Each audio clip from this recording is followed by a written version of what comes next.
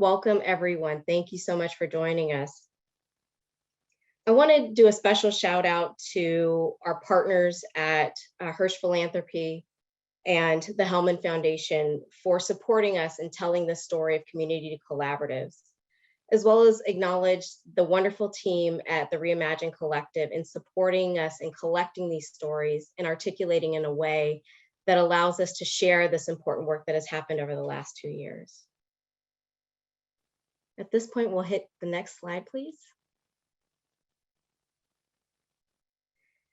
We would be remiss if we didn't acknowledge Alameda County Supervisor Wilma Chan and her vision of place-based work and the importance of funding community collaboratives. Supervisor Chan was a champion for this work that we're going to hear about today. And the following conversation will carry her spirit in amplifying community-led work and identifying strategies to support our community partners. At this point, I will turn it over to Mary Ann to begin our conversation. Mary Ann. Hello and welcome. My name is Mary Ann and I'm with the Reimagine Collective, and I have the honor today to facilitate this conversation with the 4 collaborative partners highlighted in this report. In solidarity, we feed our community. So let's jump right in and meet these amazing leaders. AJ, if you could highlight. Yeah. Good afternoon, everyone. My name is Zelder. I am the founder and executive director of the East Oakland Collective, and it's definitely a pleasure to be here and speak in front of everyone today. The East Oakland Collective, we do racial and economic equity work in Deep East Oakland. We have been in the food justice space since our founding in 2016, prioritizing our unhoused brothers and sisters, and working with other similarly minded community partners has always been at the heart of our organization and how we are able to move the work forward together. Thank you. How about Gabriela, if you could introduce yourself next. Good afternoon, everyone. Happy to be here with you all. My name is, like I said, Gabriela Galicia. I'm the executive director of Street Level Health Project. We're an Oakland-based community center dedicated to the well-being of underinsured, uninsured, and recently arrived immigrants in Alameda County. We were founded in 2002 as we consider ourselves the safety net of the safety net, and really creating a critical entry point into the healthcare and social services system and being responsive to the needs of day laborers, low income, no income, uninsured, underinsured, and recently arrived immigrant populations in our county. What I will say primarily, just beyond service delivery, we also provide a sense of belonging, empowerment of our communities through information and resource sharing and education on rights, so they're able to navigate the different systems regardless of legal status, and ultimately creating visibility for the voices of immigrant communities. And in terms of food work, it's definitely a fabric of our work. When we first started during our health screenings, we really saw day laborers who they had headaches, stomach aches, and really it was a result to not hunger and not having enough to eat. So food is medicine for us. It heals in many different ways. And food is also an organizing strategy that we bring community together as part of not just our service delivery work. Thank you. Thank you, Gabriela. Dr. Cruz, please introduce yourself. Thank you so much, Mary Ann, and thank you, Gabriela. Thank you, Candice. Thank you, Dr. Larissa, and I can't wait to hear from you, Andrew. Before getting started, I just want to give a shout out to you that were up at midnight at 1 in the morning at our school board meeting, those of you that are from the town. And I have to just share that my feelings are at a really painful place hearing that they want to shut down 10 schools. I was part of a small schools movement in 2006 with East Oakland Community High School. And when they shut down our school, they broke our heart. And so these are just some really difficult times where we need to mobilize and organize. So I needed to just share that. What do I say, Mary Ann? My name is Cesar Cruz from Jalisco, Mexico. Came to the Bay when I was 17. I'm almost 50. My goodness. I've been an educator for 27 years and just blessed to be in the town. In terms of Homies Empowerment, we started that organization 13 years ago. At the time, youngsters who identified as Norteños, youngsters who identified as Border Brothers the war was intense. And so we were doing wraparound services, ethnic studies classes, círculos, and then we evolved from youth development to community empowerment. And we went from volunteers to just no budget. Later, 7 years later, a staff of 3. Now we're a staff of 28. We operate 3 centers. We have a learning center, a care center, and a freedom store. And to us, it's about redistributing wealth. And we want to go from basic survival to what does it mean to sustain ourselves and what does it mean to thrive. And amidst these difficult times, we're building a high school, y'all, with grandmas instead of cops, with corn and cactus instead of fences, with sweat lodges as part of social emotional learning. And we're just honored to be part of this collaborative and this collective that just came together in a grassroots way. And so I got a lot to say, but I'm gonna stop right there. Thank you, Mary Ann. Thank you. I'm excited about the story that will be told. Andrew, please introduce yourself.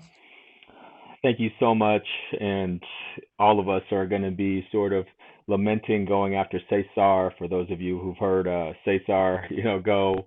But I also want to name that many of us, I'm Andrew Park with Tribe, by the way, we're not used to being on this side of these such presentations. We're more used to being on the other side. We're part of the community, or asking questions, or sort of agitating a little bit. But so I just want to welcome everybody. It's great to see a lot of familiar names, and we're at a place where we recognize a lot of names too as well. All of you have had a huge part in this work, and we stand in solidarity, with you. Tribe, we are a place-based, holistic, long-term, trying to be trauma-informed, multiracial, cultural, generational, with a youth focus in order to reach the whole family. We're based out of San Antonio Park in central Oakland, but we do work with partners in Little Saigon, Bella Vista, Manzanita, Fruitvale neighborhoods. Our focus, we have several, 4 main focus area, which is food, basic needs, youth development. We have a drop-in program at San Antonio Park, early childhood programming, and then a community peace ambassador program, which is paired up with a family navigation services that we're developing. And we're proud partners. I want to give some shout outs to Resilient Fruitvale, which is a collaborative of 17 orgs, including, many of you who are on this call, Unity Council, Aaron over there at La Familia, Courage, et cetera, et cetera. AAPI Unite, partnership with 11 orgs based out of Chinatown, Eastlake, the San Antonio Family Resource Center, EBASI, All In, and Lotus Bloom, Friends of San Antonio Park, the Department of Violence Prevention Network, where we have ambassadors and violence interrupters and town nights just all throughout. And so just want to give shouts out that we all are based in community and collaborations where we're holding each other up. Thank you. Thank you for that. And I think it's really important to start this conversation with context, right? The environment that brought all of you all together. So can you recount the early days? Tell us about Oakland and what was happening at the start of the pandemic. Andrew, could you start? Yeah, I'll just go, right into it. There was great fear. For those of you who were maybe listening to online sermons, because at that point, if you're a churchgoer, church went to online, and pastors were preaching on Psalm 23, the valley of the shadow of death, of pestilence and apocalypse, and it really was that type of language, like, get ready, people. But on the street, it was more of fear of the unknown, because it wasn't necessarily like a lot of people were getting sick. It was just that scarcity mentality creeping up with empty shelves at the grocery stores, where you couldn't find toilet paper at Costco. Only at the liquor store could you find toilet paper, at that point in time, if you really knew what was going on in the hood, right? But this lent for atmosphere where we were hoarding, and this survival mentality that already exists in the hood was just increasing. So there was more fear, more hoarding, more survival mentality, and it was just this vicious cycle with every sort of public health announcement that came out.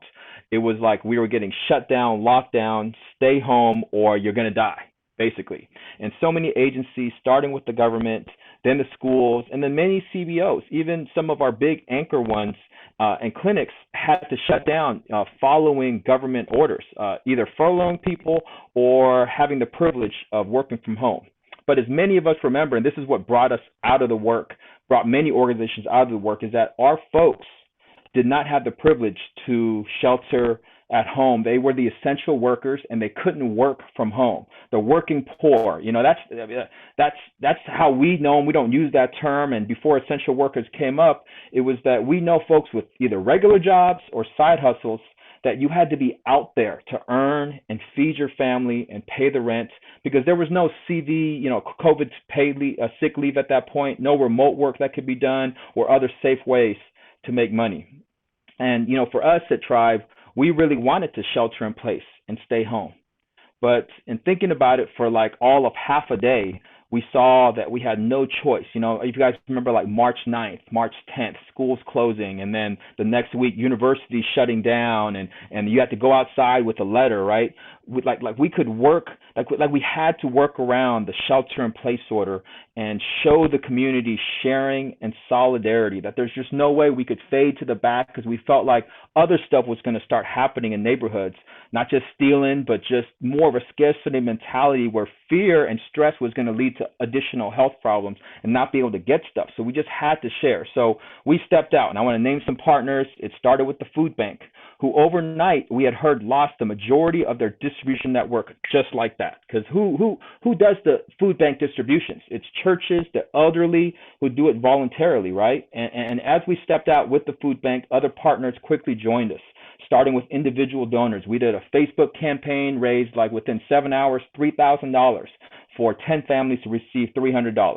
We found that 10 families was not enough, quickly raised $30,000 within 7 days. So individual donors, all of y'all who were a part of that just got out there right away. And then bigger partners, government started jumping in, All In, First Five. We were denied by some private foundations who set up a whole like COVID emergency relief fund, but we would apply and then we get denied. I want to name that. But then others, Philanthropic Ventures Foundation, Sunlight, Jeremy Lin Foundation, community initiatives, Akinati, Eat, Learn, Play, World Central Kitchen, they just jumped into the fold and started providing meals and $10,000 here, $50,000 there to give out to the community. And we just learned to become vessels in that early days when the fear was palpable, that we had partners on the ground with teachers, aides, librarians, rec park staff, neighbors. And then we found that there were CBOs that we weren't alone in this work, like eBasie, Homies, Street Level Health, and East Oakland Collective.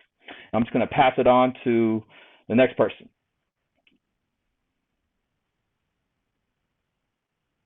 I think Cesar, yeah. Yeah.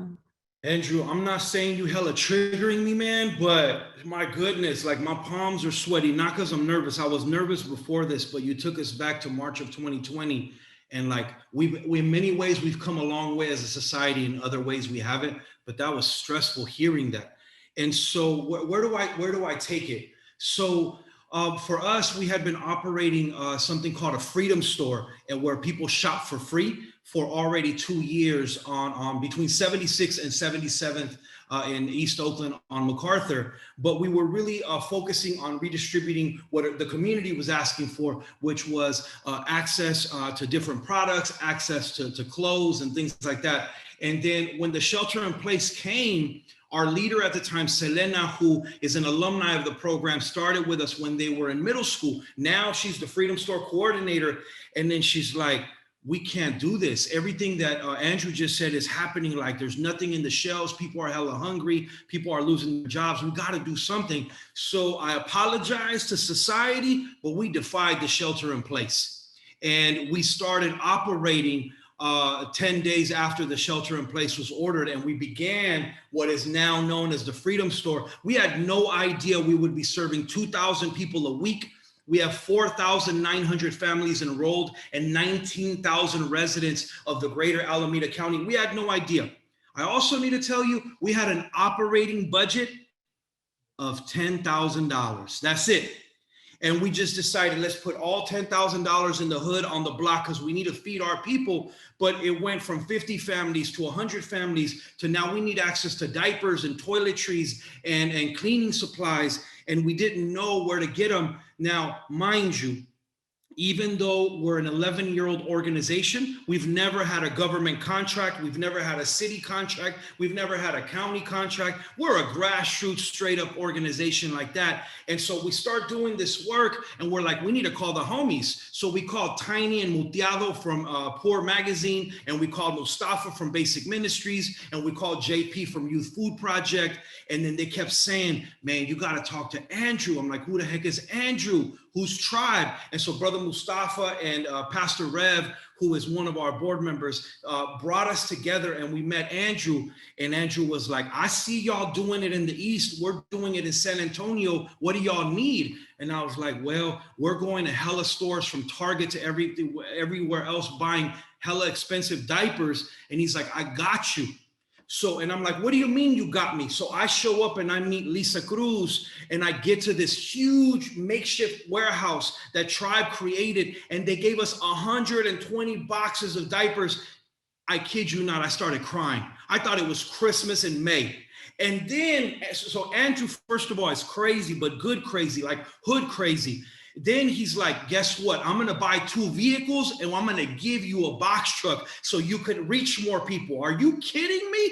So then they gave us a box truck, and we're operating off of calling the homies. And I hate to do this to the food bank, but the food bank wouldn't let us in. So we posted outside the food bank waiting for the homies from Basic Ministries to get their food. They kicked us down some food so we could kick it down to the block. Now we're cool with the food bank. Now we have a contract with them. It's all good. But in those early days, you got to feed the people, take care of the community, make sure everybody's okay, figuring out these COVID tests, where are we going to slang masks? How do we get 5,000 masks? How do we get 50,000 diapers? And then I kept hearing, God, man, you got to meet Gabriela. And I had heard of Gabriela. We've been working with Street Level 10 years ago when we had a breakfast program for day laborers. And then I heard Candace Elder speak with the mayor one time, and I was like, dang, no disrespect to the mayor, but Candace was bringing the fire, and seeing that they're doing the thing over here in the deep, and Gabriela's doing the stuff in the Fruitvale and other areas. It was just natural. Before any contract, before anything else,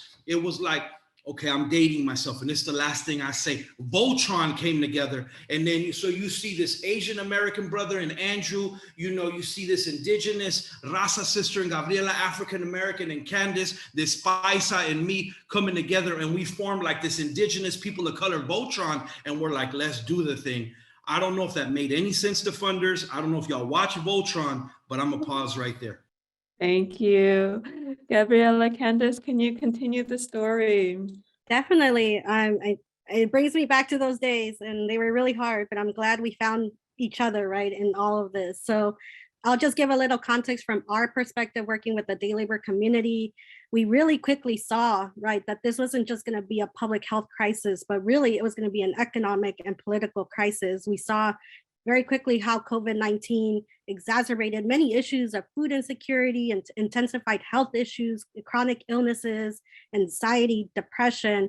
And for day laborers, their only way and form of looking for work is at a street corner. And so they had no privilege or luxury to stay at home, and they had to continue to wait on those street corners, even to find the shelter in place. And we had to do it with them, similarly to what Cesar said, right? We had to continue to go out and do in-person street outreach while many organizations closed their door, while many people decided, they were going to work from home and, basically turn over their programs. We didn't have that luxury to do so as an organization, because that's the only way sometimes information reaches this community.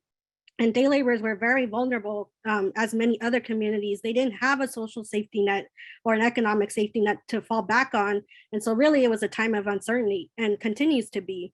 And one quote that really stuck with me from that moment was one worker telling me directly during street outreach, if I don't die from this virus, I'm gonna die from not having work.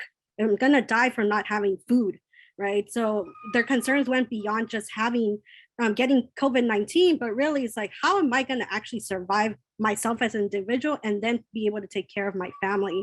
And so with this, it came very clear, right, that millions of undocumented workers, not just here in Oakland, but throughout the nation, were excluded from economic relief. They were not included in benefit and relief programs, and yet they were going to be one of the hardest hit. And so for us, it was really important to continue this tremendous work with community and finding partners that could also support this community as well. And it really forced us to build a vision, a new vision of collective care where no one is left behind. And so when I met Andrew, when I met Cesar, when I met Candace, I think we all had this very similar vision, and we were all looking as grassroots organizations to support one another. And, for street level, our doors continue to be open. We increased the amount of food. Prior to the pandemic, we were providing, 50 to 70 food bags. We went up to 150 food bags. And who you saw in that line were mostly day laborers at the beginning. There was no jobs at the street corners for the first 3 months. And that's what they kept reporting to us. And so with that, also, we became an information and resource hub for day laborers. In particular, in Oakland, almost 70% or more of day laborers are from the indigenous Maya Mam community. And so information was not being trickled down to this community. There was a lack of awareness or understanding of what was happening. So it was really important for us to look for people from the community to do this work alongside with us, to be able to provide that culturally and linguistic response to what was needed at that time. And I'll definitely pass it on to Candace now. Thank you. Candace, if you could tell us what it was like at East Oakland Collective, and then move us to what was it like to start realize, working together as this collective? What did you realize? Sure, definitely. Can you hear me? Yes, we can. Okay, awesome. So EOC, we have always been in the food justice space. We have an award-winning Feed the Hood program where we go to every single encampment across Oakland and serve hygiene, bag lunches. And before the pandemic, we were picking up 400 pounds of leftover food from tech companies in South San Francisco and Silicon Valley and going to encampments and passing out the food dinner style. We would set up like we were chefs and we would feed our unhoused brothers and sisters. The pandemic, we lost all of our food sources and we scrambled to figure out how we were going to address food insecurity among Oakland's most vulnerable populations. That is our unhoused brothers and sisters who are living on the street, who are really forced to living on the street, due to the high cost of living. We also heard from our seniors. We also heard from our low-income individuals and families and how COVID-19 exacerbated their ability to get food. There was a lot of hoarding going on of food. People could not go to the grocery store and use their food stamps, to even purchase stuff for their family. So this coalition came in the need for, the people who really need it the most. And what people sometimes say, oh, it's just food. Oh, you're just passing out food. Food is a conduit. Food brings families to the table. Food is a part of a lot of our cultures. And food was a way to bring, whether it's a few hundred to 1,000 or plus families like we see at Homies, to our organization, so that we can also offer them more resources. I know Homies did it, Tribe did it, Street Level Health did it, EOC, we did it. We were able to, individually, our orgs were able to raise money to do economic relief payments. We paid utilities, we paid rent. EOC helped some unhoused folks transition from the street into housing. We applied wraparound services, voter registration, census outreach, you name it. And when you address food insecurity, you eliminate one major stressor from the individuals in the family's household so that they can concentrate on the other things that they need to stabilize themselves. They can concentrate on economic stability. They can concentrate on safety. They can concentrate on education. And we recognize that and we did that. And what's so special about this Voltron that we created is we did not hoard resources. We did not just come to the nonprofit industrial complex where we can't share funding. We can't go after funding together. We can't share masks. We can't share COVID-19 tests, and, shout out to Homies, shout out to Tribe, shout out for Street Level. We always had each other's back, even though we did not really know each other before embarking on this. We stepped out in faith and said, the people need this, they need us, and we were already doing this on our own on a shoestring budget, so imagine the scale, imagine how many people we can impact if we did this together, and all the way from Fruitvale to the San Leandro border. We make sure that everybody is fed, and then we also offer other resources. And shout out to Tribe for essentially being our fiscal sponsor, of the Alameda County Emergency Food Distribution Contract. Without Tribe, Tribe had the capacity, and they stepped up, raised their hand, and said, we'll handle all the bureaucracy, we'll handle the red tape, we'll handle the finances, the admin, we'll teach you guys the reporting, and we sat there and we got over the learning curve together, because government contracts are scary. Large funding can sometimes even be scary, but we navigated this together, and that's what makes us so special. And that's how we were able to impact, distribute 8 million meals. That's how we were able to distribute 9.5 million pounds of food. How we were able to touch 4,500 households a month. And that equals to 22,000 people, and so much more. And it has been one of the best groups I have ever been a part of. And I really appreciate, and respect, everyone here today. And, shout out to all in who have been working with us along the way. We have weekly meetings, and be like, what can we do? How can we hold the county accountable? Where is there more resources? Where is there more funding? Where can we get a mask? Where can we get more produce?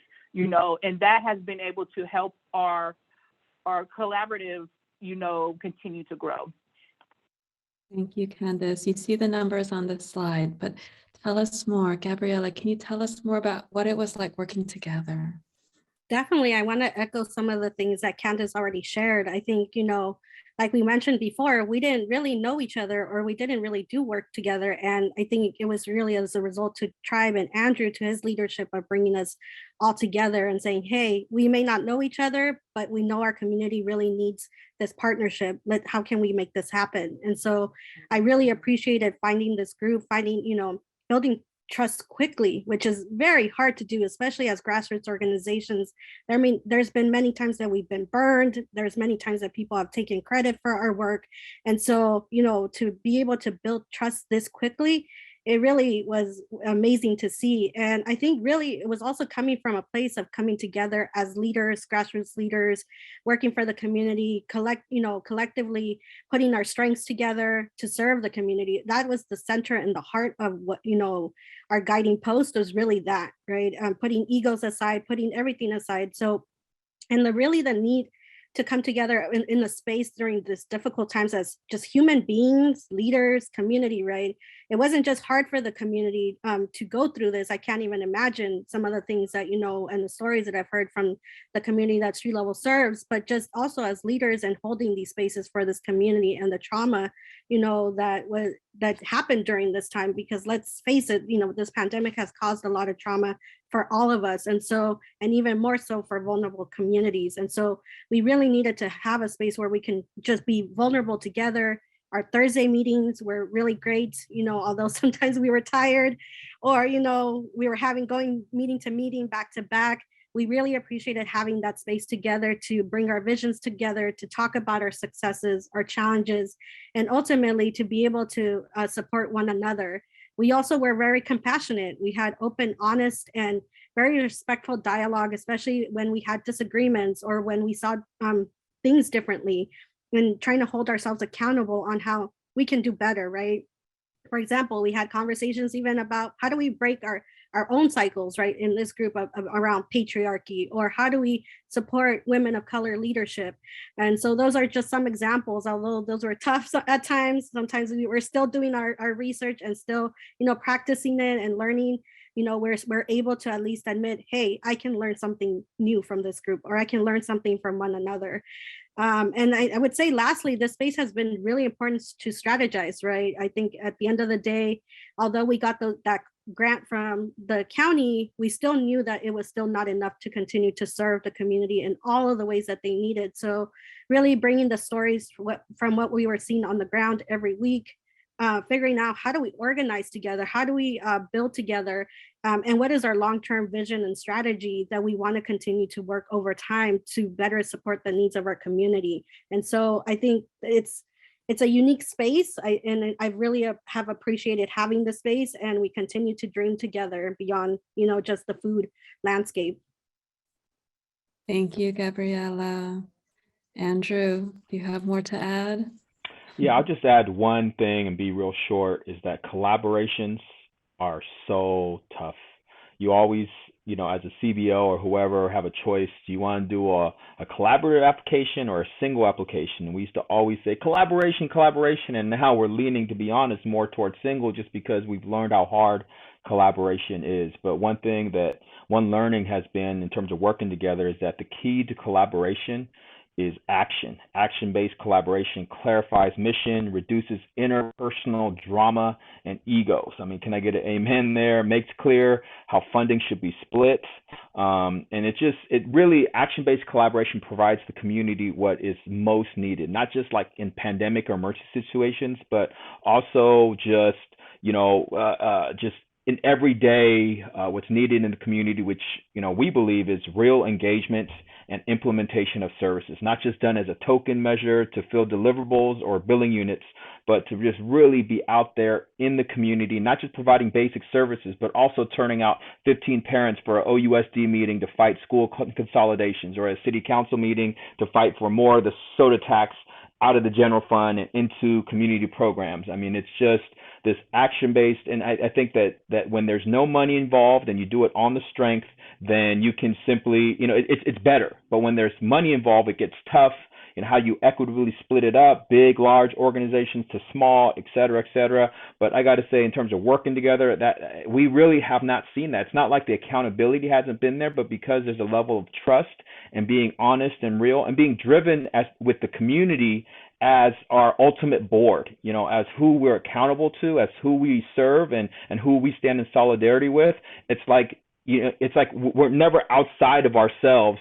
We see ourselves in the situation, so we're quicker to the point of like, oh man, I was tripping there. My bad. Let me adjust here, and let me adjust my whole organization because we were a little bit misaligned there.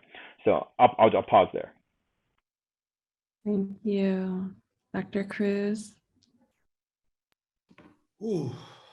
Thinking about this collaborative, a lot has been said, and so I'm a little bit emotional. But I think one of the things that we've touched upon very little, but it's huge, is that we didn't just face the pandemic of COVID. We've had pandemics before that are layered, and we've had income inequality for a long time. And at least in our analysis, it has to do with roots of capitalism. And that may not be what you want to tell funders at a funders briefing. But in the middle of a pandemic, we have so many people that are living under bridges, living in cars, struggling, losing their jobs left and right. And one of the things that was really beautiful about what took place in this collaborative is that we finally got to hire our people for the first time, hiring folks that are undocumented, that are the first fired and then the least hired, folks with so-called criminal records and criminalized, and folks that are coming out of cages, folks that have lost their jobs. And it was beautiful to see the staff of East Oakland Collective grow, and street level and tribe and ours. And it was just amazing to be able to recycle the town dollar in our neighborhood in a beautiful way. The second thing is a little harder to talk about, Marianne. We began to do professional development in the middle of a pandemic, both in person and online. We had a gathering, not when we weren't supposed to, but we were at a park at San Antonio Park, and over 80 of us came. Dr. Larissa spoke to us. We did Cal OSHA training. We're bonding, we're growing. But then our follow-up PD was not about gentrification, but about the displacement of Black folks. It was about what is happening in the deep, where literally we are trying to wipe out everything that is African-American about our community. We had to center that. And then what does it mean to have anti-immigrant hate, whether it's from the perceived perpetual foreigners that we label Latinos or indigenous folks or Asian Americans or Asians, when we have them, this perception of the perpetual foreigner. And then what about linguistic challenges that we addressed about speaking in mom moms speaking in Spanish and other dialogues. Like, we addressed all of that. So I want you to imagine 70 folks from 4 staff coming together, and we're talking about sexism and patriarchy and this pathology, this white pathology called white supremacy, and then these misnomers. Like, when you want to shut down a school, you use a ridiculous name and you call it a merger. Somehow I'm supposed to feel better that you're shutting down my school. Sometimes I'm supposed to feel better when you call it gentrification and you're displacing a people. So amidst these multiple pandemics, we're organizing, we're mobilizing, we're challenging each other, we're growing as people, we're growing as staff, we're growing as aspiring leaders, and that's been part of our collective. We've had some tough conversations privately, and then some difficult conversations as 80 folks collectively with all of our staffs, but we're growing. And imagine when we're growing in that good way, then we're getting closer to addressing the root causes of what's created the conditions that we're living in. Thank you. Wow. For the group, are you inspired? Isn't this amazing, right? The work that has been shared, the collaborative over through a pandemic, right? When we were supposed to shelter in place, they came together and they served their community. In solidarity, we feed our community. I want to go to the last question. Where do you all go from here? What are your plans moving forward? Cesar, can you start us off? I can. Do you see this beautiful image that I'm taking a look at? I got to give a huge shout out to AJ who created this, and Mary Ann and everyone who put this together. Like, we were just sharing some ideas about our Voltron vision, and then AJ just straight up whooped up some visionary stuff. But I want to unpack this a little bit. Is that as we're thinking about the future, first of all, we couldn't have done this alone. You're highlighting us, but I wanted to highlight so many other places, from the big places to the small places. I'm thinking about World Central Kitchen and the role they play, Eat, Learn, Play, Help a Mother Out, Fair Resources, Veritable Vegetable, Mission Food Hub, ACE Makerspace, La Familia, Native American Health, Greenlining, Food Shift, the Restaurant Opportunity Center, even Big Old Cliff Bar, the Caper Center, County Health, Samueli, San Francisco Foundation, Oakland Innovation Fund, and so many more that are here. It takes a barrio, it takes all of us. Candace said community kitchens, absolutely. And so what is this in front of you is an ecosystem that we believe in. It's like we started from the bottom and we hear, and it's not about sort of rising for capitalism, but rising together from the bottom up. Like Andrew talks about grassroots, not grass tops. So this is a grassroots approach about looking at the ecosystem that is food. And let's keep it real. We haven't used the word food apartheid at all.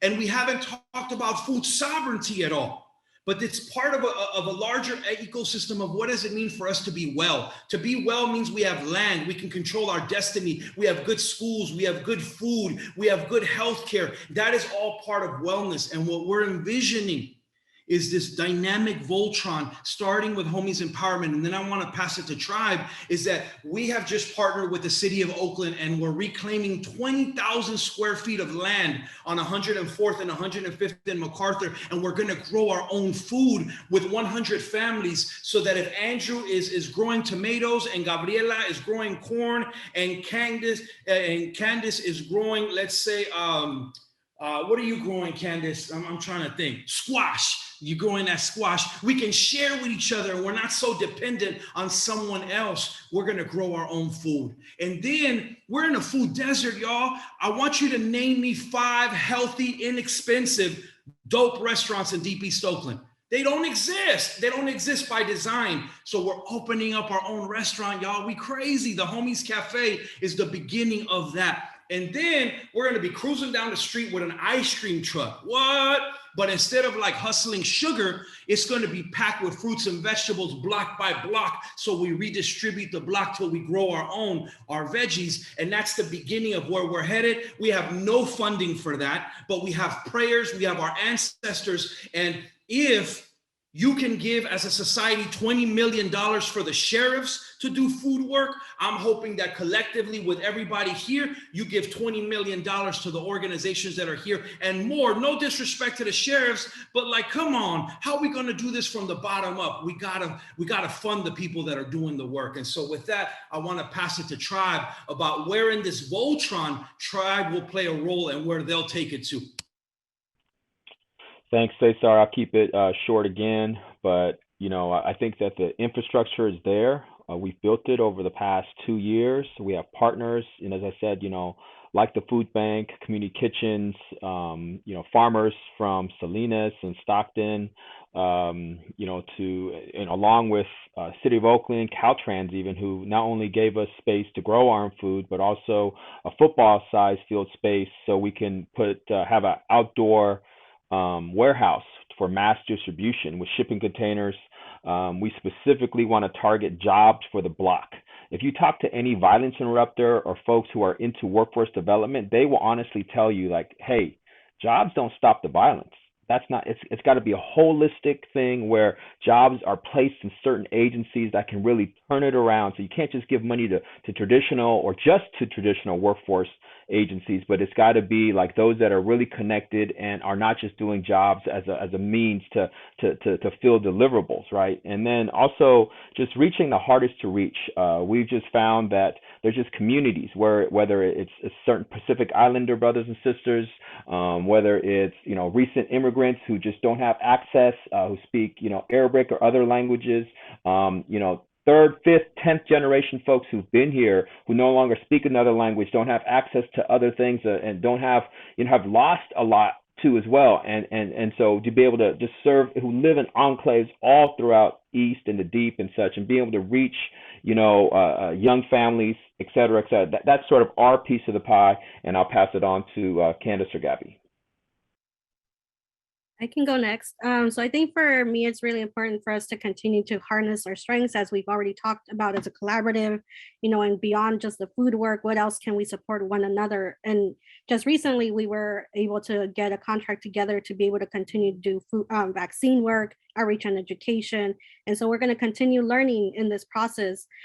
I think it's important that we, the community see people from the community doing this work. And so I think it's really been great to be able to have that possibility of building a workforce that really is representative from the community. I would say that, we started off with no funding or very little funding or shoestring budgets. Like Candace said, we were able to achieve to get this county contract together, and we ended December 31st with no contract, no money. And so that's really important for everyone to know, right? Like that the work continues despite that we continue to figure out ways how to continue to feed the community. And really, as Cesar is talking about it, Andrew's talking about it, our community growing their own food. A lot of our community members come from rural, countries. They grow their own food, and it's not just to feed themselves or nourish themselves, but also they grow plantitas, to plants to be able to heal themselves. A lot of our community doesn't rely on Western medicine. They rely on, traditional ways of healing. And so we want to be able to replicate that, even just simply. One example of that is one of our community leaders who's part of our mutual aid program. She brings her own plants from home and teaches people about the plants, what can they do with these plants? How can they grow them, even if they may not have a space to grow and can do it in a container garden. So we want to be able to continue this message of food is medicine. I know at times it feels like it's a new thing, but our community has been doing this for many, many centuries and many years. Food has been the crutch of bringing us together. We community build over that. Like I said, we organize around that. And so it's not a new concept, right? I think sometimes terms are coined by experts and researchers, but really the community is the expert here. And so we want to hope to continue to foster that kind of growth in the community through that organizing model, through education, and really focus on continuing to support day laborers in Indigenous communities. One thing I didn't share earlier is that thank you to many of our individual donors, others on this line as well, that we're able to support with a day labor fund, specifically to give cash assistance to day laborers. And so we know that day laborers have been one of the most vulnerable communities, not just around COVID, but before that, and it's going to be the same after that. So we want to be able to have the tools and resources for this community, for Indigenous communities, that are still not visible within our county yet. Fruitvale, for the last decade, I've seen it change from being, people from Mexico speaking Spanish to now a majority and hearing on the streets Mam, right, or other Indigenous languages. So the recognition of Indigenous communities is a really important part of our work moving forward, and really like giving them what they need, right? And also ultimately the recovery period that's going to have to eventually come with all this. We are going to live with COVID for a long time, so we need to be able to adjust, and the community needs these resources and tools to be able to continue to survive and thrive. Thank you, Candace. Please close us out. I continue to be inspired by my colleagues in love and community here. EOC, we are focused on self-empowerment. We don't want to see people in our food line forever. Yes, we want to be able to pivot and address the community needs, because the need for food has not died down. Whether the funding goes away or not, whether people care about it or not, we know, we see the numbers, we see the people in line who need the food. However, we want to combine as many resources together to move our individuals, our families, our unhoused, our seniors to economic stability, to food stability, and that looks like sovereignty. That whether it's growing our own, whether it's becoming food entrepreneurs, it's the collective impact. And EOC has the opportunity to purchase our 7,000 square foot hub in the heart of East Oakland on 78th and MacArthur, where any day now I can go out and see a sideshow. I can go out and talk to the guys on the block. I can bring them in. I can employ them, so not only so we want to turn our space back into the community. We want to open up the warehouse doors. We want to open up our front doors. We want to have art. We want to create, we want it to be a resiliency hub. So using food as the conduit model, bring people in and apply wraparound services. And we just need to embark, on a capital campaign to be able to do so. At one point we tried to see if all 4 of our orgs could squeeze in there, but I think we determined that our dreams are so big, we need multiple spots from the Fruitvale to San Leandro. We need these resiliency hubs. We need to help homies grow food on 105th.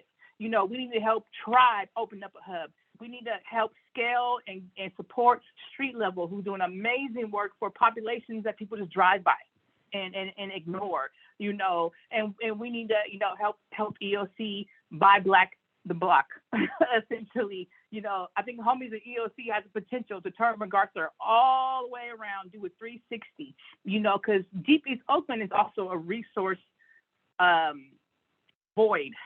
You can't go make a photocopy. You can't go get a cup of coffee, unless you want. We got tons of fast food within a 1 to 2 mile radius, so our people are struggling. We don't have grocery stores like that. So all these ideas on what this collaborative wants to do needs to be funded, because we are the messengers. We are the ones who are on the block. We are the ones in the mud doing the work. And regardless of how much we've been able to scale up and grown, we are still going to continue it, because this is genuine. This is from the heart, and I'm just really appreciative of this opportunity to essentially tell 88 of you guys, about this amazing collaborative, and just about this amazing people, and really the amazing support from All In, from Larissa, her team, from Resilient Fruitvale. I see you guys on here, from the Alameda County Food Bank, because the Alameda County Food Bank honestly fast-tracked EOC's application. When we thought when we were knowing that our county funding was about to end, they fast-tracked us so that we can have access to food. So it's reaching out like that. It's Funds and Foundation saying, hey, during COVID-19, we normally don't fund this. We normally don't fund direct services. We normally don't fund food. But you know, we're going to go into our coffers. We're going to talk to our board, and we're going to do this for you guys. We're going to do this for Homies Tribe, Street Level, and East Oakland Collective. You know, and that's what was able to allow us to do the work during COVID. Wow, right? Everyone just take a deep breath and just wow. So thank you so much to each of you. Thank you, Gabriela. Thank you, Candace. Thank you, Dr. Cruz. Thank you, Andrew. Thank you to your staff. Thank you to your volunteers who really modeled for us what collaboration can look like, just really centered in authenticity, centered in community, centered in accountability, trust, passion, if you have heard, each of them speak, and just a whole lot of love. So I'm going to turn it over now to Dr. Arista to take us to the next part. Thank you, Marianne. And again, thank you to all our panelists for just sharing and showing really what it means to be collaborative. At this time, I want to introduce Pedro Arista, a director at Hirsch Philanthropy Partners. Pedro leads collaborative engagements with philanthropists and community-based programs. He conducts issue-based research and creates effective program strategies, managing relationships between philanthropists, nonprofit leaders, with the goal of expanding equity and opportunity. We are blessed to have Pedro as a funder and as a partner in a lot of this work.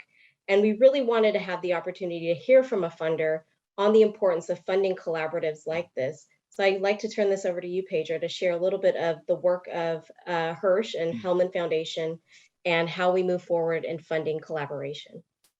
Yeah, thank you, Larissa, and thank you all. This is such a needed conversation about collaboration.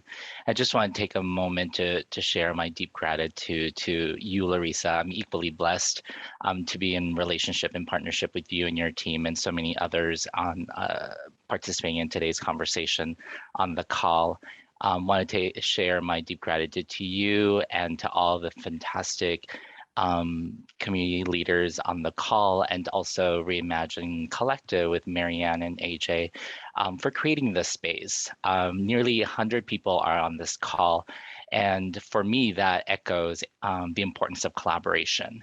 And just thank you all for taking the time to be in conversation with us about this important word, but also about what it takes to do this work efficiently and effectively. Andrew at the top of the call, the conversation mentioned scarcity, and what I wonder about is how do we get more Bay Area funders to move from a scarcity mindset to a growth mindset? We have a number of fantastic local Bay Area funders who are committed to practices like trust-based philanthropy, racial equity explicitly, or racial justice. And I just wonder, how can we get more Bay Area funders to move towards that and move away from scarcity, especially when the markets are really doing really well and our endowments are growing and capital is here. So I just wonder about that. And as I'm listening to everyone in this important conversation today, I'm reminded about a few things. One is that we know, all of us know, that the best and most impactful solutions are created by those closest to communities, to the people. So as clearly shown here today in the conversation, right? It's not myself, it's not another funder, and sometimes it may feel like it's not a local public sector entity. It's those closest to the people that have the most brilliant, creative, innovative solutions to address these complex challenges. It's not an aha or rocket science, but it's one that it's a learning or an affirmation that's important to lift here and to amplify and to remind ourselves, all funders participating on the call, and that includes philanthropy and that includes local government as well. If there is anything that we're coming as we're still in this pandemic, where I'm reminded of the problems that we have today. They are big. They are complex, and there's no one funder, no organization, not even a sector that can solve these issues, These are complex, intractable problems that require a cross-sector collaborative approach, where many come together to offer their best thinking, plan together, and do the work. Government and philanthropic funders, we need to support these community-driven initiatives and implementation efforts. The time actually was yesterday, but now is a time to do that even more so. So this is a good opportunity, calling a call to action, if you will, to call all our funders to really think about what it is that we can do internally within our own systems, within our own privileged roles and positions, to really think through how we can come together to really support and offer general operating support that's multi-year, because food insecurity isn't going to go away next year, because we know early childhood educators need more funding and need to be prioritized even more now. We know all these problems will be here for quite some time, which is why it requires multi-year general operating support, because these trusting organizations all throughout the Bay Area, and especially in Alameda County, know how to count those dollars. They know how to leverage resources and partner together. So the biggest return on investment and social impact is clear. And lastly, as we're hoping, hopefully coming out of this pandemic slowly, we have a great opportunity here as funders to not return to the status quo. I don't think we can. If we are committed to, if we are really committed to these issues and really addressing inequities, injustices, we cannot return to the same systems that perpetuate some of this and amplify it. So let's take advantage of this moment in our to really think through how we can mobilize capital out the door now more than ever. It will require all of us to come together to do this work and to solve. And what we as funders in privileged positions can do is really be in relationship, be in partnership with these community members, leaders, stakeholders, people with lived experience, and really move the capital quickly and efficiently so we can get the work done. With that, I'd like to also share that the Hellman Foundation just announced early this month, February, that we are seeking to fund bold, ambitious cross-sector collaborations in Alameda County and in San Francisco County as well. We're looking to fund two tracks. One is for providing funding to early phase collaborations, those that have come together, are earlier in their development, are thinking about piloting a solution or a set of solutions to really address a complex issue. The other track is also provides funding, general operating support, multi-year funding to those collaborations that are farther along, that are now ready to scale proven solutions across a city or a county. So I definitely encourage everyone to go to the hellmanfoundation.org website. I will post a link on the chat that provides more information about eligibility, has lots of information on the FAQ pages. If you're wondering, what is a collaboration? What is a cross-sector collaborative approach? Or is a public sector entity, should I partner with OUSD or your local health department, et cetera? So all that information is on the Hellman Foundation page. And Gabriela mentioned the word dream, and that also resonated with me. And I wonder, I dream about what could it look like if we just released the capital as fast and as possible to these amazing organizations who are doing the work now. Let's dream for a moment, those of us who are privileged to be in roles as a funder. What could that, imagine what that could look like. Imagine what our Bay Area, what the East Bay could look and feel like next year and 2 years from now. That could be, that's the kind of dreaming and the kind of work that is required, especially as we're moving past, hopefully, knock on wood, moving past this pandemic. So with all that, I just want to share my gratitude to everyone that took this time from their calendar, their schedule. Everyone's busy, everyone's working around the clock to engage and participate in this conversation. And I will share more information on the chat about the funding opportunity for the Hellman Collaborative Change Initiative. So thank you all very, very much. Thank you, Pedro. And I know that Dr. Cruz and Candace had both a response to what can funders do. And then we'll jump into Q&A right after we hear briefly from Dr. Cruz and Candace. Candace, you want to rock, paper, scissors? Oh, no, I want to jump in and go. No rock, paper, scissors. And plus my video's messing up anyway.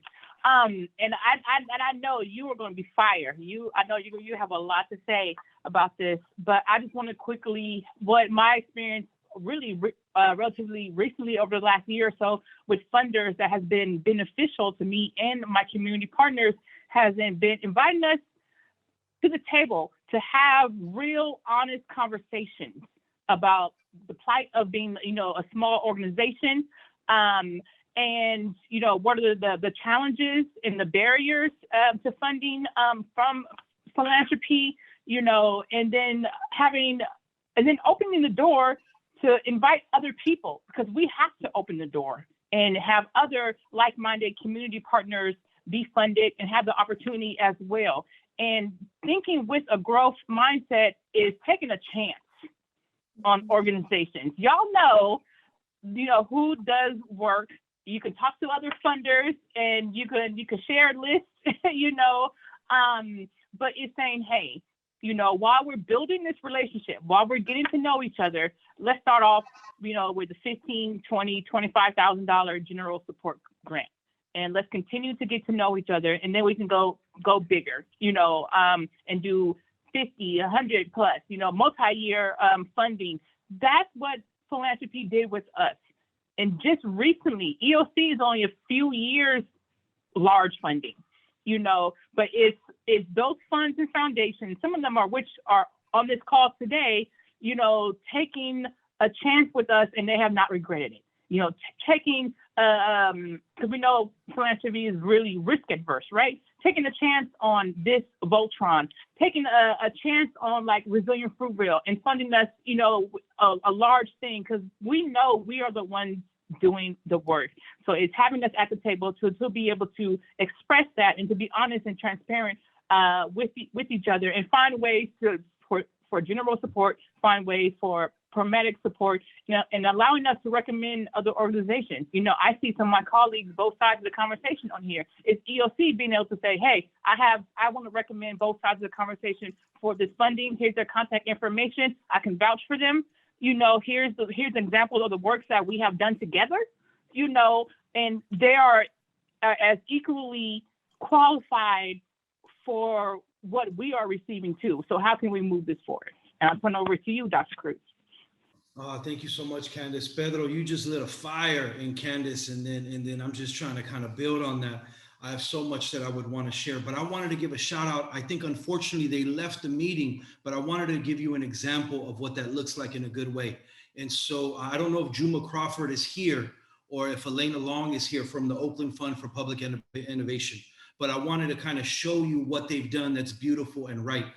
They came to visit us. They spent about 90 minutes with us. They had conversations with us. They checked out all of our centers. And then they allowed us to challenge them about different things. And we had deep conversations. And then, Pedro, can you believe this? They actually funded 3 of us to fly to Boston, Massachusetts. One of those is here, JP Haler, who is one of our caretakers, one of our leaders at Homies Empowerment. And they funded this trip with one of our care managers, with one of our board members, and with JP, where we got to visit innovative programs and we began to really address what are we seeing in Boston, what's applicable to Oakland. And then we sat down and we addressed some of the following issues. I can't believe we addressed this. We looked at broken windows theory, this idea that if we see the barrio or neighborhoods through broken windows, that's the only thing we're gonna find.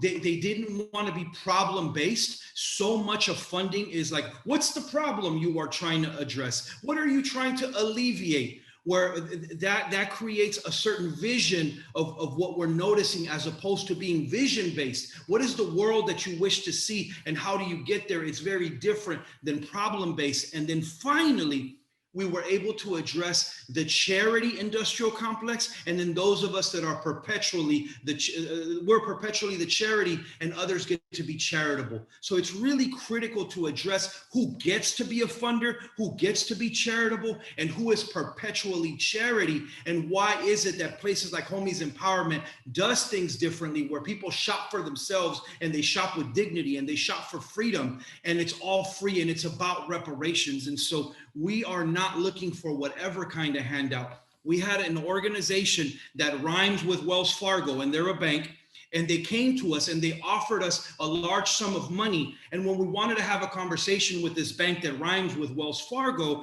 and when we said to them, 7 people from our staff of 28 lost our homes due to your lending practices, they didn't even want to hear that. So what we did with their money is we gave it right back to them. We don't just take any kind of money, right? And so there's some funders that, like, you got to be about your values, right? And so just because you're offering something doesn't mean that you get to dictate all terms and have us jump through hoops and do a song and dance and do a dog and pony show. We are not here as your puppets. With all due respect, we are community members in kinship with you, trying to create a more perfect union, a better society. Let's do it together, but stop the patronizing. Thank you, Dr. Cruz. And I really do appreciate your comments around this, because there is an opportunity to really open up what can be done with philanthropy and with other funders and partners, including local government. At this point, we'll open it up to Q&A, and you can either use the chat function to add your questions or use the raise your hand function. And I want to call on Paul. He's been patiently waiting during this presentation. And Paul, please feel free to unmute yourself and share your comment or your question.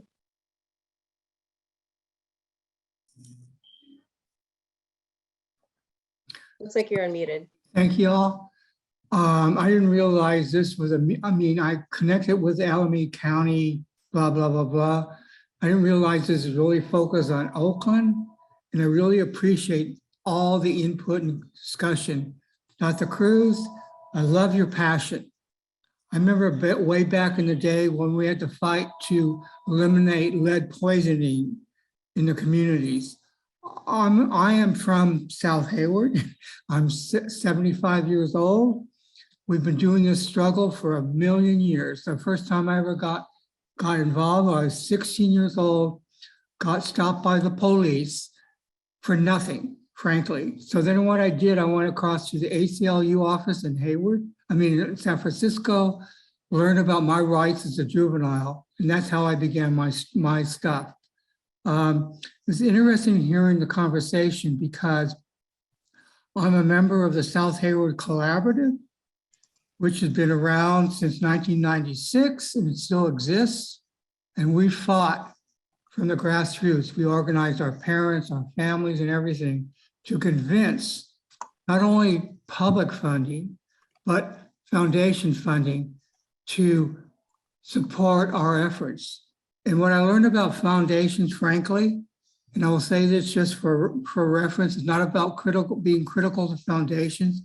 Foundations only help to initiate efforts. They're not expected to do long-term initiatives. The real question simply is to get elected officials to do that locally, federally, and nationally. And in my community, it's so interesting, because we used to have our collaborative was also related to West Oakland, Fruitvale, East Sloke, and so forth. We had a kind of county-wide collaborative. It was also interesting hearing some of the comment. Yes, Oakland stops at the San Leandro border, and Hayward stops at the San Leandro border, because we used to say when we were young, you never go through San Leandro, even though that community has actually changed in terms of struggle, in terms of demographics, in terms of stuff like that. So I would encourage, if anything, as you all be doing what you all be doing, keep in mind there are other neighborhoods and other communities would really like to be part of this initiative. For example, I know that La Familia, I used to sit on the board of La Familia, and I know they've also are now in Oakland, but they're also out in the Livermore Valley, they're in Hayward. And I was just, how would I say it? Being 75 years old, I just want to say, I don't want to hear repeat stuff. I just want to hear that we totally understand what it means to be in a community that doesn't have the equity that other communities have, right? So I totally appreciate, I mean, I hate to say it, brother or whatever, sisters, whatever, but it really reminds me back in the day when we began our struggle. Does that make sense? You know what I'm saying? And I always have this slogan: do you give a family fish? Do you give the family how to teach, how to fish, or do you end up opening the fish market? I just want to say that I appreciate it all. I wish I could be part of, I mean, I just love what you're all saying. You all be talking about a day labor center.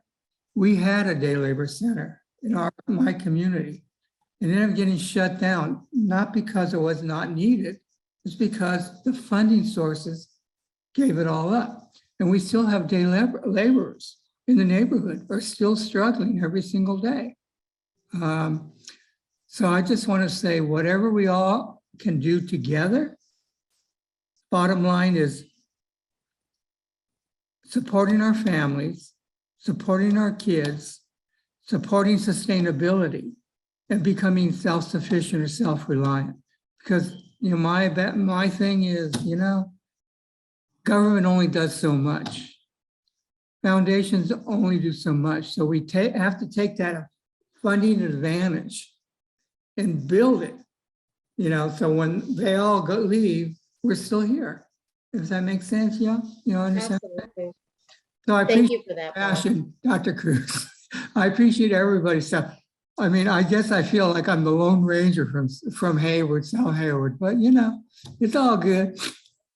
Well, and Paul, I just want to acknowledge that some of the work that All In has funded from the Hellman Foundation, we're going to start doing some work in South Hayward. So we hope to start building and investing on the Tennyson corridor. And so make sure, Larissa, that you also connect with, I think Aaron Ortiz was part of this right now. Make sure you hook with him. And then also Eden Youth and Family Center, you know. Absolutely. We're collaborative there, South Hayward, whatever. We just need to be together on this stuff. Absolutely. Together we are stronger. And that's what we're hearing, the importance of collective impact, investing and what in people don't really wisdom. realize is how many families move from Oakland into Hayward, from Hayward back into Oakland. I mean, that's that's where the connection is, if anything. Thank you all. Sorry if I'm acting like a minister. I'm not a minister, but they used to say that. Anyway, how about y'all good? Y'all good. Thank you. Are there any other questions? And yes, this recording will be made available on the All In website. We'll also have the slides available. We'll drop a link to the full report into the chat. And Melanie, I see you've got your hand raised.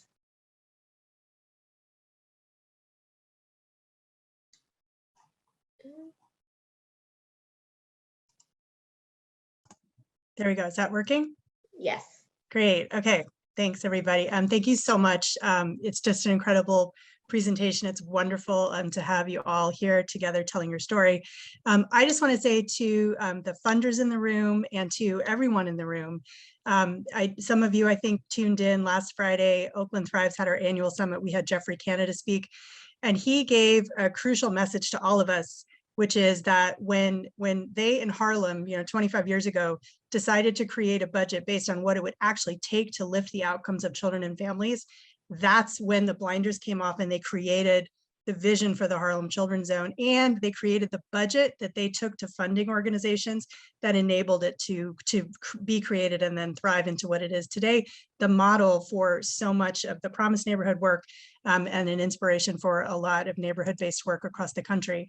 And that inspiration that Jeff gave is very tangible for us in Oakland right now, because as many of you know, Blue Meridian Partners, which is an incredible national funding organization, is looking to do a second round of funding in Oakland over 10 years, between $100 and $200 million over 10 years, based on our neighborhoods' visions for uplift and change.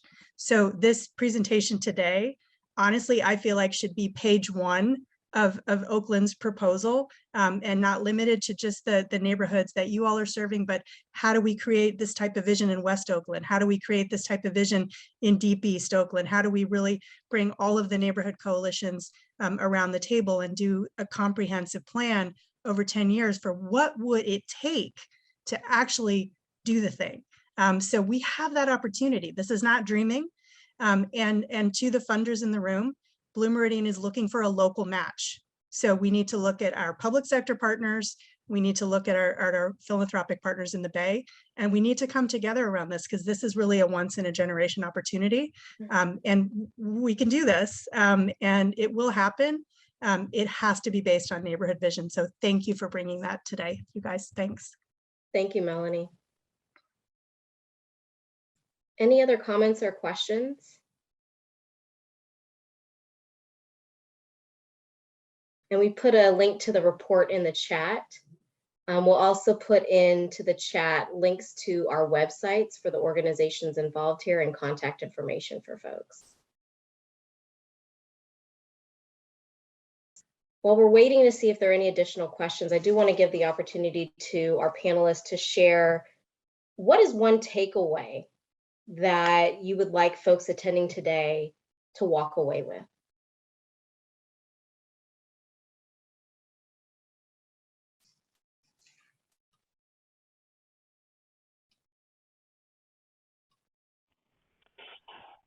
I'll start just saying that just deeply honored and appreciative, and you know, I really don't like using the word because it's not something that's necessarily like of my culture to use the word, but I think every culture has their own word for it, and that's the word Ubuntu. And I think just the takeaway is just that the more you get into the work, the more you realize you have to move from partnership to cooperation to collaboration. And collaboration is like darn tough, but we have to like interlock, and that's really, really tough. And I just, you know, but I see as the way forward. Even with Blue Meridian coming in as a big funder, wanting to give hundreds of $millions away, they're looking for a local match. Again, just kind of forcing that collaboration of working together, saying we need to get each other. So that's my continual takeaway. Thanks, Andrew. Any others like to share takeaways?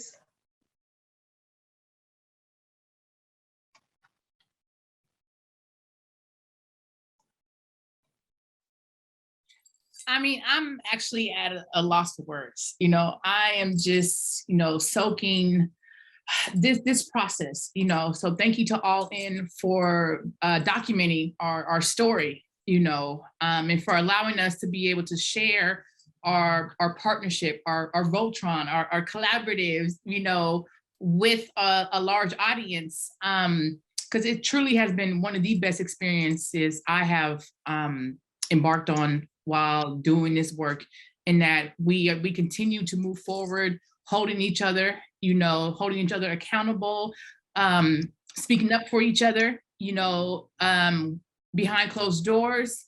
You know, sometimes I don't want to do things, but I'm like, if Dr. Cruz, Andrew, and Gabby are going to do it, I'm going to do it, because I've grown to trust them, you know, so much, you know. And once again, we just couldn't have done it just without all the support. And we are going to continue to do it with all the support and more. So I'm just reflecting and just soaking all this in, and just have gratefulness, you know, because I think Dr. Cruz touched upon it earlier. It usually doesn't turn out like this, you know. I think Resilient Fruitville is like the only other collaborative in these Oakland Black Cultural Zone, are only other collaboratives that I've seen really work, and to have so many members, and I was throwing Oakland Frontline Healers that EOC is a part of, and to have so many members and to have the hard conversations to the easy conversations, and to be like, hey, we got a little bit of money or we got a lot of money. How are we going to do this? And really, no matter, at the end of the day, we're going to get stuff done. If we got to go out and grow some greens and harvest them and bring them back to the food line, we're going to do what we have to do. If we have to go to the attic, everyone's attics all over Deep East Oakland, and get some masks, we're going to do what we have to do. And this collaborative showed that we were able to pivot. We were able to take on more work. We are essential workers. ELC for the first 60 days of the pandemic worked every single day. We were picking up food from restaurants that were calling us at 9 p.m. and making sure that it got to the people, because we knew the people were starving, in a pandemic, and we're dealing with stuff on top of stuff, issues, underlying issues on top of underlying issues, so while people may not have housing, while people may not have jobs, the least we can do is offer them basic human rights, and that's food, and we did that. Dr. Cruz, and then we have 2 questions/comments from 2 other of our attendees. Dr. Larissa, I don't know that I have any advice. I was really demoralized at the shutting down of 10 of our schools last night. And this amazing educator reached out and be like, you got any advice? And I was like, nah, like I felt like depleted. But then I remembered my grandmother, may she rest in peace. I remembered, I have these weird conversations at night with people that are dead. So that's a little scary to kind of name out loud. And from Harriet Tubman to Malcolm X to Lolita Lebron to Reyes Lopez Tijerina to my grandmother, they visit and they remind me that we carry intergenerational wisdom, that we've been here before, that we've dealt with other pandemics, that we're not just survivors, that we're called to thrive. And so I just want to remind you what the OG Paul from South Hayward said. We've been here before, we've done this. And so the question becomes can we allow ourselves to dream of another world? Can we allow ourselves to envision another world? And then I started writing down some names of some people that I love. I see you, Lisa, Aaron, Juliana, JP, Darby, Elena, Gabriela, Juliana, Joshua, Carelli, Maria, Haley, Melanie, Julie, Ruby, Candice, Andrew, Gabriela, Larissa, Mary Ann, AJ, and to all the new family that we're about to meet. We say it takes a barrio. It's not about these 4 orgs. It's about all of us coming together. And so if nothing else, if you wouldn't mind hitting them digits and call us and let's link up. I'm ready to go to South Hayward, and then we're going to partition San Leandro in half. Half of it goes to East Oakland. The other half goes to South Hayward. Now I'm just playing. San Leandro, we got love for you. But it's just about like dreaming of another world and like being audacious enough to hang out with Nelson Mandela, and you were in prison for 29 years, but you still dreamed about like liberation and going beyond apartheid. May we dare to dream. May we dare to organize. May we dare to believe and stop believing the naysayers from the news that tell us that things will never change. Turn off those news, turn off that music. And then like Audrey Day says, we got to rise up. Thank you, Dr. Cruz. Courtney, I don't know if I got your name right. You can unmute yourself. Yes, you did. Thank you so much. I am so appreciative of the space. Sorry,